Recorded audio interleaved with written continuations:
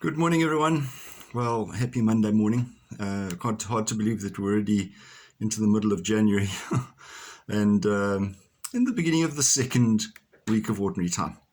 Today is the feast of Saint Anthony, not Anthony of Padua. This is Saint Anthony, who lived in the 3rd century, and he was the originator of monastic life. He was one of those people who was born into wealth and so forth, and when his parents died, he gave it all up and went out and lived a monastic existence, not dissimilar to St. Francis, who gave things up. So a wonderful example of how people can survive if they relinquish worldly goods, or relinquish their faith in worldly goods.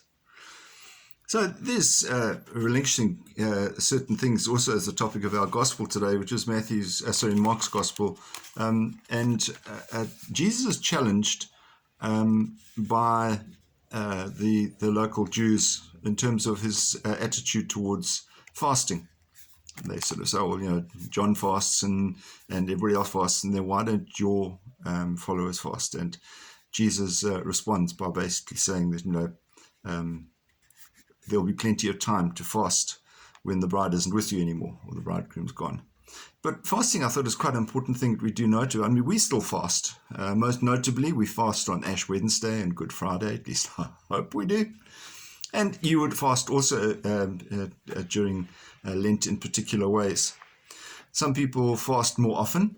Some people are very disciplined, even only having bread and water on certain days of the week, even now regularly.